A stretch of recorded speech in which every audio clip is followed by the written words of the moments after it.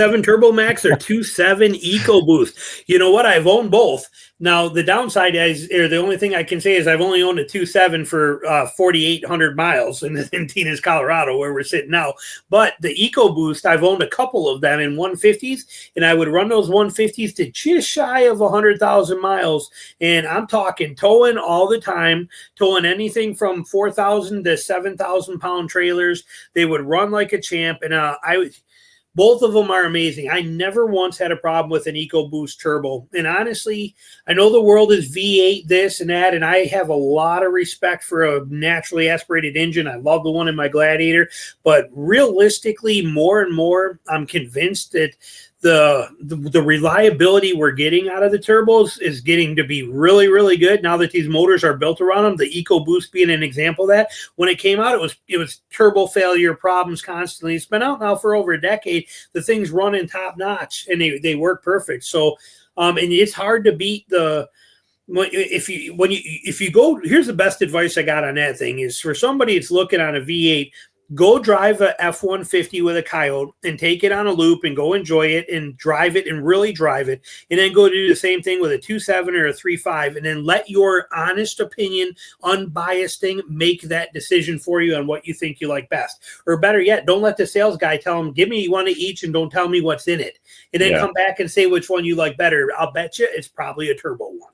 You know, so one caveat to that would, for me, I have some friends that have that 2.7 EcoBoost. It's been great. When I look at the lack of, I mean, there really haven't been that many failures with the 2.7 from GM, the TurboMax. It's been super reliable compared to the other issues they've been having. The thing for me would be, is it going to be out of warranty or not? And when you look at the 2.7 on the EcoBoost, you've got two turbos.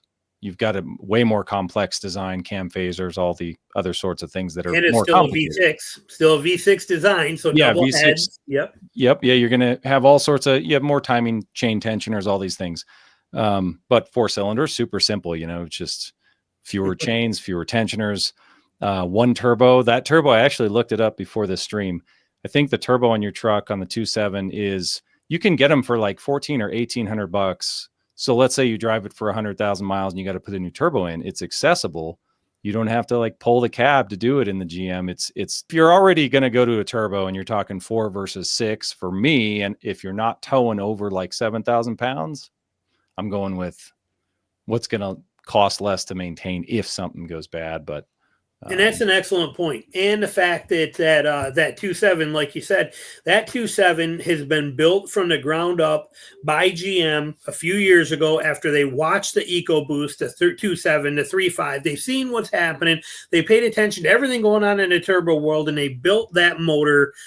You know, the famous engineering videos that are on this motor, the way it's done, the diesel-like bore and stroke that's part of this, the way that, you know, all the hardened parts, everything that's done right on it. I got very high hopes for this 2.7 to be a very long-lasting motor. I straight up love it. Every time I drive that Colorado, I smile. It is. Yeah. I love my Gladiator. I love the naturally aspirated V6 in it, and it's very nice. But I'll tell you what, I love the 4-liter in the 4Runner that's literally sitting right there that I haven't sold. I just listed, haven't sold yet. But if you give me a choice, I'm taking that 2.7 all day long. It is just pure fun. Every time you're in it, it's there and you feel it and the torque is real and it's just straight up fun.